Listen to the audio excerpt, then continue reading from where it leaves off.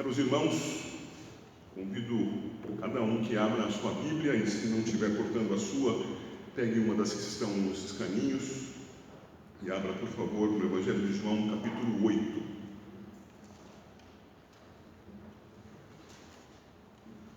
Evangelho de João, capítulo 8. A leitura será feita dos versos 1 a 11. Nós temos nos debruçado e estudado o Evangelho de João, cada um dos seus versos, das suas passagens, e agora avançamos para o capítulo 8. Acompanhe a leitura, irmãos, Evangelho de João, capítulo 8, versículos 1 a 11. Jesus, entretanto, foi para o Monte das Oliveiras. De madrugada voltou novamente para o templo, e todo o povo ia ter com ele, e assentado os ensinava. Os escribas e fariseus trouxeram à sua presença uma mulher surpreendida em adultério e, fazendo-a ficar de pé no meio de todos, disseram a Jesus: Mestre, esta mulher foi apanhada em flagrante adultério. E na lei nos mandou Moisés que tais mulheres sejam apedrejadas. Tu, pois, que dizes? Isto diziam eles, tentando, para terem de que o acusar. Mas Jesus, inclinando-se, escrevia na terra com o dedo. Como insistissem na pergunta, Jesus se levantou e lhes disse: Aquele que dentre vós estiver sem pecado, seja o primeiro que lhe atire pedra. E, tornando a inclinar-se, continuou a escrever no chão. Mas, ouvindo eles esta resposta e acusados pela própria consciência, foram-se retirando um por um, a começar pelos mais velhos até os últimos, ficando só Jesus e a mulher no meio onde estavam. Erguendo-se Jesus, e não vendo a ninguém mais além da mulher, perguntou-lhe: Mulher, onde estão aqueles teus acusadores? Ninguém te condenou? Ninguém, Senhor. Então lhe disse Jesus: Nem eu tampouco te condeno. Vai e não peques mais. Deus tenha misericórdia de nós e nos ensine segundo a sua palavra. É possível você ler o que está sendo projetado ali em cima? Pelo tamanho da letra, você já deve imaginar que haverá muita coisa para preencher essa tela, não é? Mantenha-se atento. Um texto querido e questionado. Esse texto faz parte, irmãos, de muitas pregações, de muitas considerações particulares entre os irmãos. Muitos, ao citarem exemplos de perdão, exemplos de sabedoria, incluem este aqui, porque é precioso, é querido, é uma situação assim preciosa demais aos olhos da igreja historicamente e certamente também a vocês. Mas observe, por favor, como começa o último verso do capítulo 7. É o verso 53. E o conteúdo do verso não é o que mais me importa agora, e cada um foi para a sua casa. O que me importa realmente é que o verso 53 começa com um colchete. Observou? Agora observe, por favor, como termina o versículo 11 do capítulo 8. Ele também tem um colchete ali ao final. E alguns de vocês já sabem o que isso significa. Significa que este texto não é unânime dentre os manuscritos mais antigos das Escrituras Sagradas em seu idioma original. Logo, esse texto não está presente nas cópias mais antigas, mais próximas do primeiro século, mais próximas da data da redação do texto, lá no primeiro século, pelo apóstolo João. Está ausente destes. Ele começa a surgir apenas mais adiante, talvez 2 séculos depois. É verdade, então, que por conta disso, por conta da ausência desta unanimidade, o editor do texto grego, que chega até nós e é traduzido para português, tenha por obrigação sinalizá-lo com os colchetes, para que você ouça bem isso, para que você estude esse texto, para que você aprenda com esse texto, mas a partir deste texto, você não formule doutrina. A partir deste texto, você não formula doutrina. Você ampara esse texto noutros para que dele você tenha confirmação doutrinária. E por que isso? Porque não é unânime. Quando não há colchetes, o texto está presente em todos os manuscritos antigos. Não é o caso deste.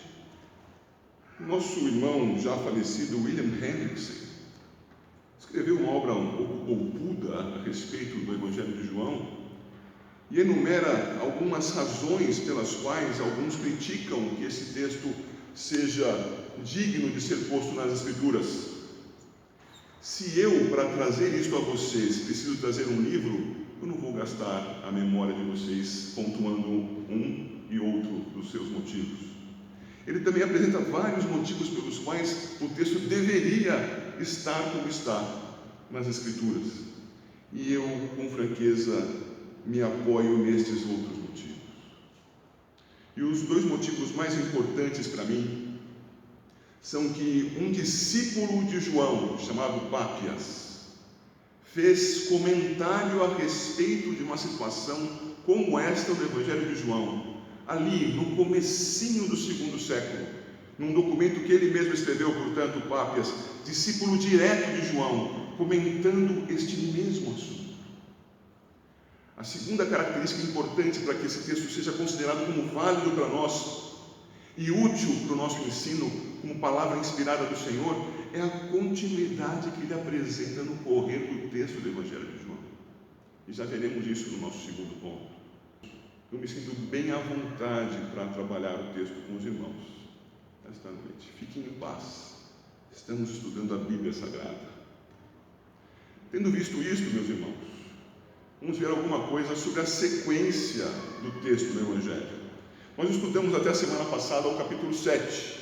E para aqueles que não tiveram a oportunidade de estar conosco, ou que não ouviram as gravações que nós temos publicado no YouTube, por favor, volte os olhos para o capítulo 7, para que nós nos localizemos.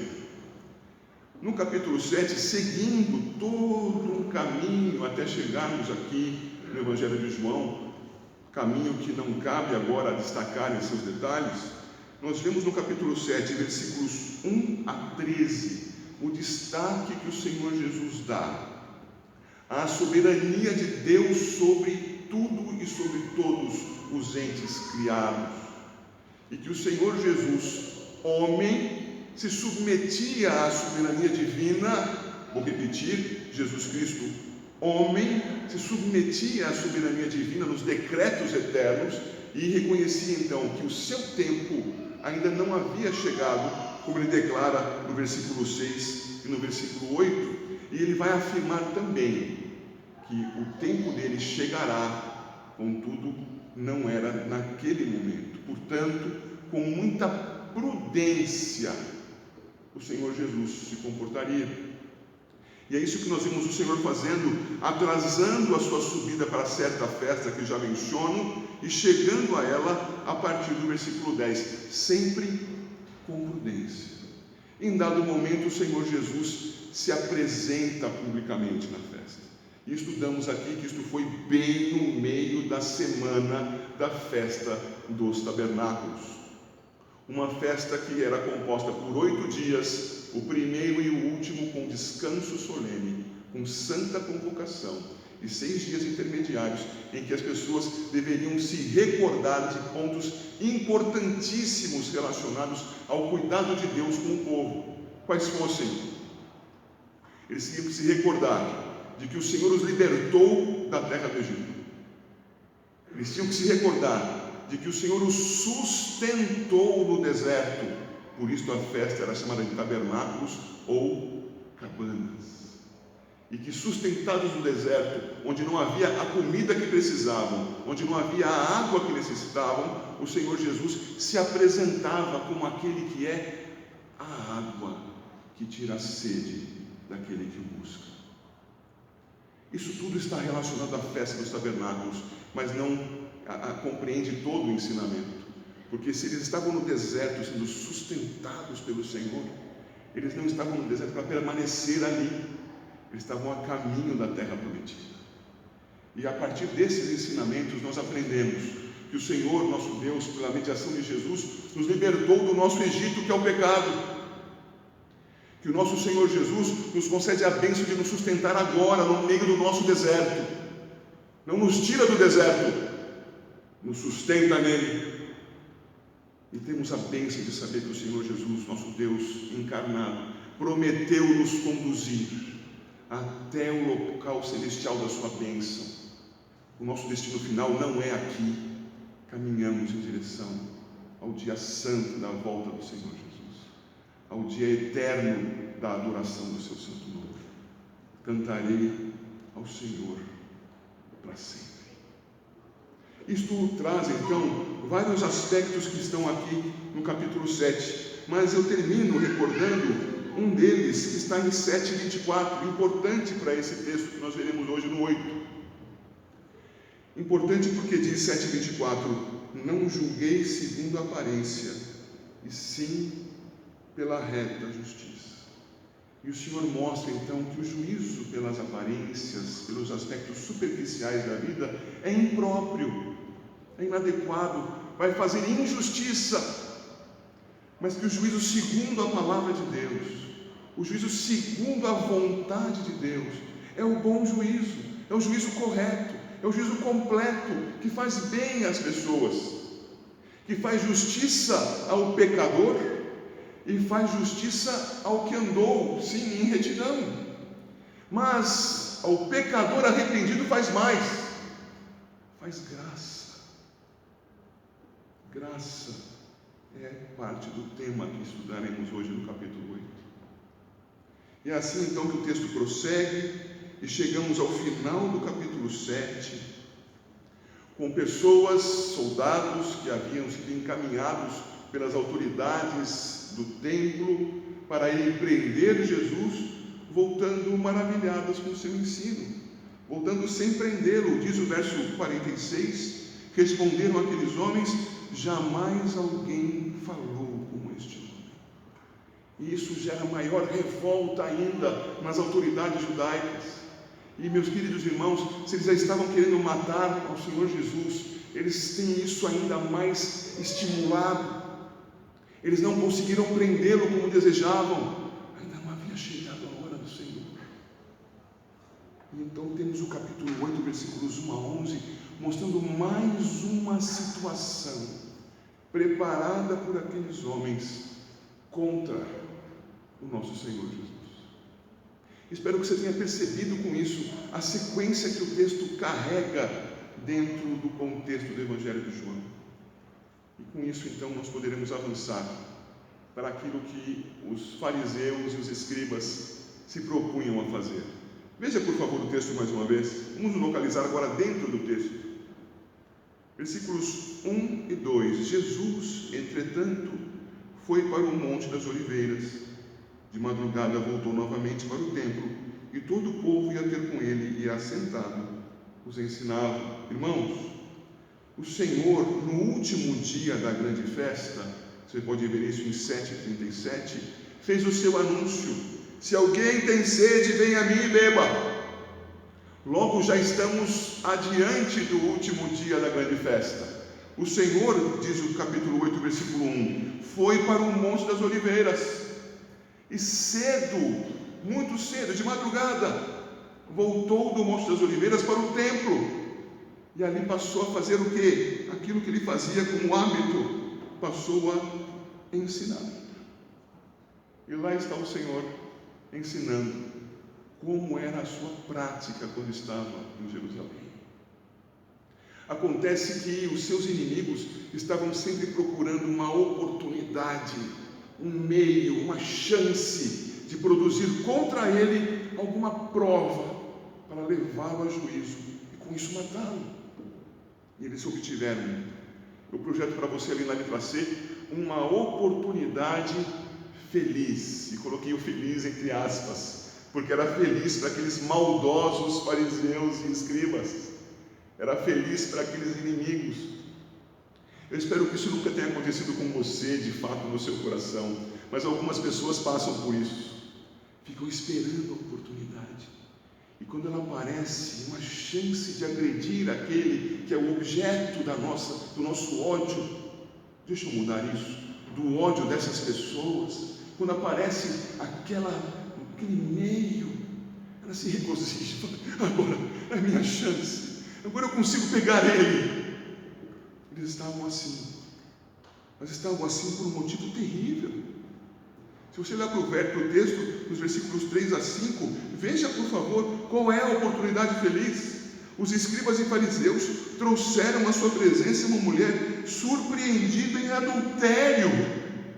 Isso é a oportunidade que se traga como um bom motivo para qualquer coisa que seja. Para eles era. E então eles trazem a mulher adúltera. Trazem a mulher adúltera que a lei imperava, e você pode conferir isso no Levítico, no capítulo 20. Imperava, dizia, normatizava: o homem que adulterar com uma mulher deverá ser morto por apedrejamento, ele e ela. Essa é a lei. Morto por apedrejamento. Eles então conseguem a oportunidade feliz da adúltera.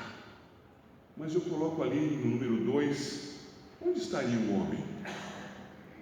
E alguns vão pensar que a ausência do homem aqui fosse o machismo da época, fosse um comportamento repressor. Mas permitam-me dizer, esta é a minha opinião, não se trata disso. Se trata da maneira como preparar uma armadilha para o Senhor Jesus. Como vamos deixar esta prova mais difícil? Se trouxermos os dois adúlteros, a resposta é simplérrima. Levítico capítulo 20. Pronto, qual é o problema? Mas se levarmos apenas a mulher?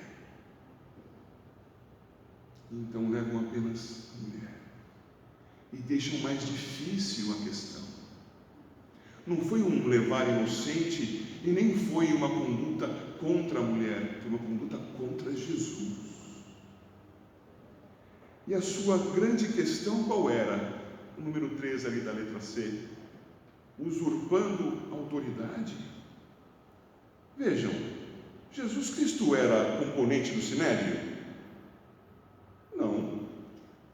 Ele era acusado até mesmo de não ter nem estudado. Como poderia ser reconhecido sem ter estudado como uma autoridade dentre os judeus? Ele era menosprezado por conta disso. Leia novamente o capítulo 7 e você verá.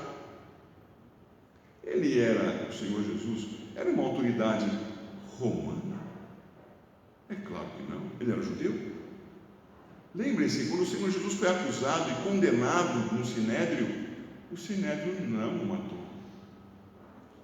Quem precisou tomar uma decisão de morte? A autoridade romana. Jesus poderia dar um parecer final a respeito daquela mulher? Poderia usurpar a autoridade que não lhe pertencia como homem na sociedade judaica de então? Não. Mas se lhe fosse apresentado um problema distorcido, porque havia somente uma participante daquele ato pecaminoso, adultério, e se ele emitisse o seu parecer final, ele seria acusado, primeiro, de estar indo contra a lei, e segundo, de estar indo contra a ordem instituída, fosse a judaica, fosse a romana. É uma grande e bem armada questão para ele resolver. É uma armadilha. Como isto pode ser resolvido? Algumas vias podem ser consideradas por nós. Você pode ler aí agora. O que nós temos é a primeira via. A primeira via é aquilo que o Senhor Jesus poderia responder para aquelas pessoas. Jesus receberia então aqueles homens animados, furiosos, dizendo: eis aqui, pegamos uma adúltera, o que fazer com ela, Jesus? Qual a sua opinião? Ele podia dizer: apedrejem! Mas, e as autoridades seriam usurpadas? Mas, e o homem? Cadê Jesus? Percebe? A primeira via não é adotada pelo Senhor Jesus. Estou colocando aqui como primeira via porque você, por vezes, será confrontado com situações que parecerão ser dilemas. Parecerá que haverá apenas duas possibilidades de resposta: apedrejem ou não apedrejem. Mas como não apedrejem? Mas o que diz a lei? Você poderá ser confrontado com situações e ser colocado diante da possibilidade de responder somente: é aqui que eu devo seguir ou é ali? Só há duas opções. E, meus irmãos, estou lhe dizendo aqui que o Senhor Jesus não escolheu nem a primeira nem a segunda via. Estou convidando você a examinar melhor aquilo que aparecer diante dos seus olhos, os problemas que te forem propostos, para que você não pense apenas conforme te for sugerido. O que você vai fazer na sua vida? Vai fazer A ou B? Aí você pensa: será que são só essas duas possibilidades? Pare e ore. Busque a Deus, busque sabedoria do Senhor. Estamos estudando sabedoria pelas manhãs nos vídeos, nos estudos sobre provérbios. Aproveite, estude junto. Busque sabedoria do Senhor. O Senhor mostrou que não havia só duas possibilidades. Havia uma terceira. E ele seguiu, como diz o tema dessa pregação, pela terceira via. Pense a respeito disso diante dos teus dilemas. O que fez o Senhor? Observa, por favor. Versículo 6. Isso diziam eles tentando para terem de que o acusar. Mas Jesus, inclinando-se, escrevia na terra com o dedo. Muitas imaginações surgem a partir desse que ele escrevia no dedo, puras conjecturas. Não vale o nosso tempo para pensarmos no que poderia ser o que ele fazia. Neste momento ele escrevia na terra com o dedo. Pronto, isso basta. 7. Como insistissem na pergunta, Jesus se levantou e lhes disse: vejam, irmãos, olha o que ele diz. Aquele que dentre vós estiver sem pecado, seja o primeiro que lhe atire pedra. Não sei se os irmãos sabem ou se lembram, eu tenho origem árabe. E há uma historieta que se conta dentre os árabes quando são colocados em disputa com os judeus. Vocês sabem, tem aquelas panelinhas, né? Os árabes contra os judeus, uns espezinham os outros. Nós brasileiros fazemos isso muito com os portugueses, né? Com os argentinos também, não é verdade? Fazemos essas coisas. Não estou incentivando ninguém a fazer, mas é uma história dessas que eu vou lhes contar agora. O árabe estava sem conseguir dormir. A esposa dele lhe dizia: mas por que você não dorme, Salim? Ele respondia: porque eu estou devendo dinheiro para o Jacó. E a esposa sábia disse: avisa Jacó que você não pode pagar.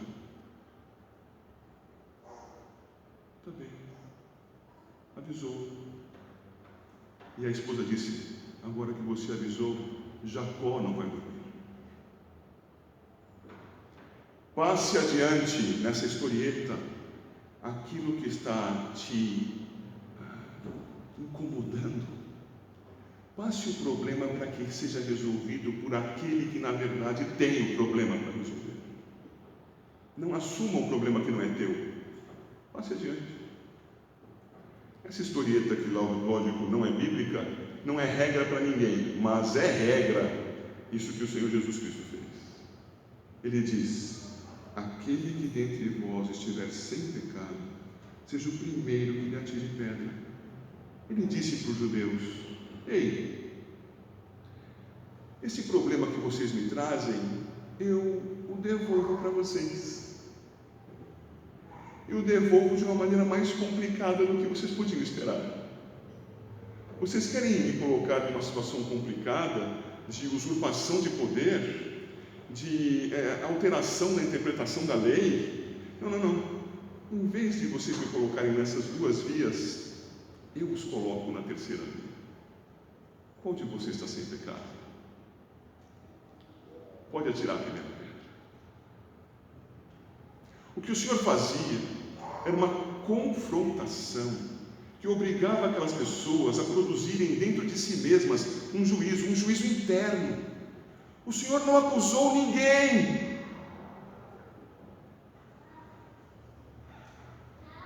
O Senhor não proferiu sequer um juízo. Ele não disse você está certo ou errado. Ele jogou o problema para quem precisava resolver. Confrontação e juízo interno. O que resultou daquilo? O Senhor voltou a escrever no chão, não sabemos o que, versículo 8. E o 9 diz: mas ouvindo eles esta resposta e acusados pela própria consciência, foram se retirando um por um, a começar pelos mais velhos até os últimos, ficando só Jesus e a mulher no meio. Onde está?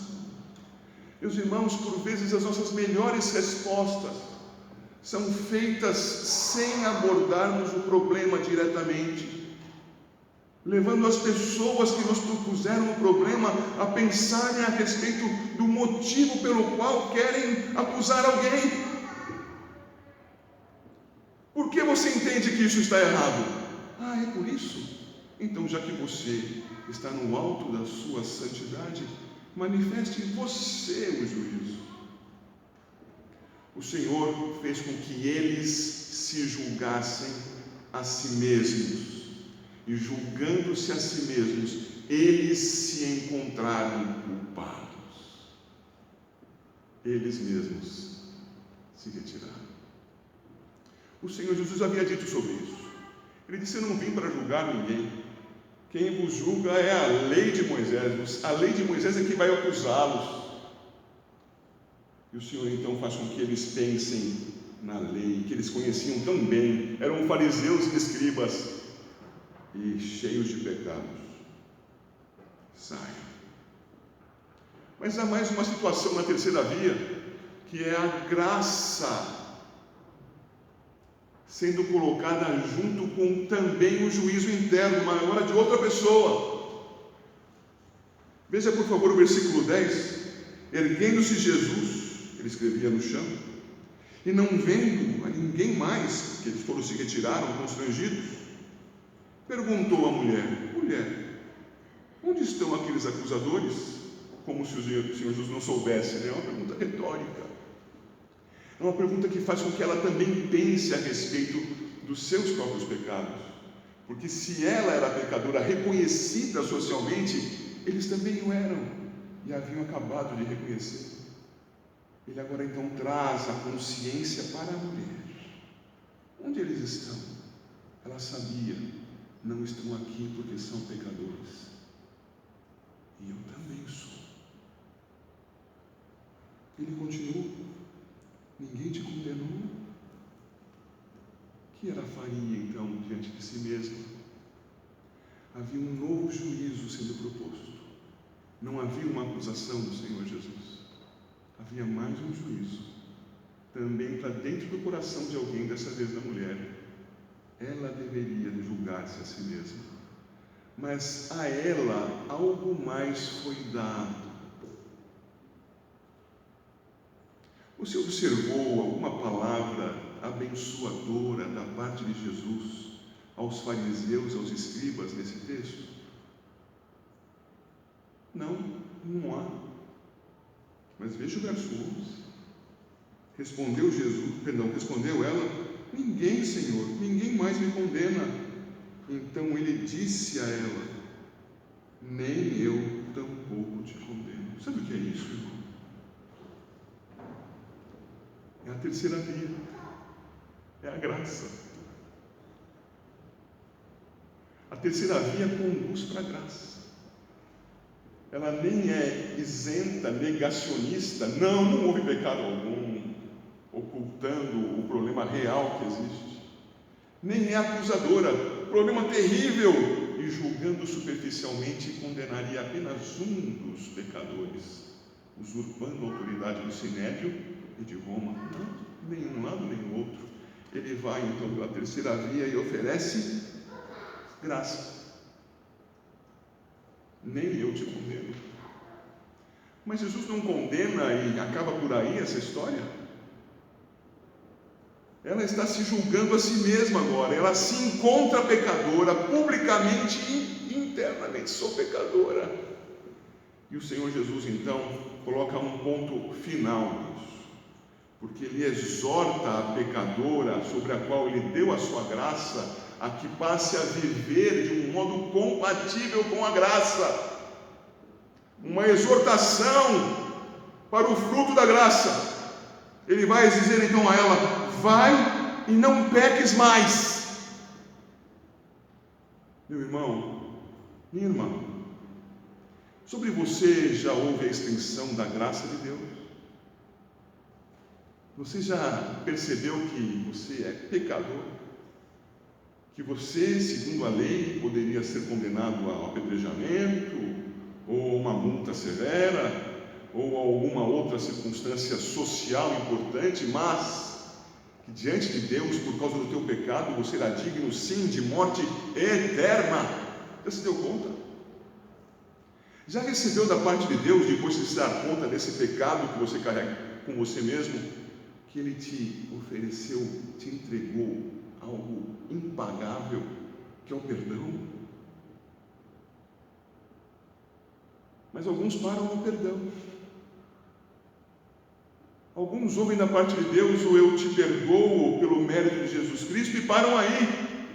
E se esquecem de que o perdão tem algo imediatamente após, necessário para ser realizado pelo cristão. E o que é este obrigatório posterior? Santidade. É impossível estudar a palavra de Deus e não pensar em santidade. Santidade sem a qual ninguém verá o Senhor. Chegou graça em sua vida, houve perdão em sua vida, vá e não peques mais. Eu não consigo fazê-lo, empenhe-se nisso. Mas eu pequei de novo, busque no Senhor perdão, mas não baixe a sua guarda. Vá e não peque mais. É disso que nós temos que então tirar as lições que esse texto nos apresenta. Primeiro, é preciso que nós desfrutemos do perdão. Aquela mulher foi apresentada para, mediante um juízo questionável, pedido pelos judeus a Jesus, ela fosse apedrejada, ela fosse morta. Imaginem vocês praticando um ato pecaminoso, sendo descoberto, e literalmente descoberto, num quarto, fazendo alguma coisa que era totalmente imprópria. Imagina o susto dessa pessoa, sendo agarrada por vários homens e sendo conduzida até um local público para ser acusada publicamente. Imagine o que aconteceria com o seu coração. Sabendo que estava fazendo errado, sendo descoberto no erro e sendo exposto no seu erro. Como é que você se sentiria? Pois o próximo passo é sentir-se perdoado. Desfrute do perdão do Senhor. Ela não tomou nenhuma pedrada. Você também não vai levar. Você está perdoado em nome de Jesus. Você não é crente? Desfruta do perdão. Mas não pare aí, por favor. Para a glória do Senhor, imite a Cristo. Viva a santidade. Busque a honra de Deus. E como já foi dito aqui, concluindo, olhe para a realidade e a interprete com os olhos do Senhor. Não imagine jamais que aquilo que te é apresentado é tudo o que está diante das tuas decisões, que não há nenhuma outra possibilidade. Pare, pense, ore. Como vou honrar a Deus diante desse problema? E honre a Deus, muitas vezes, pela terceira via.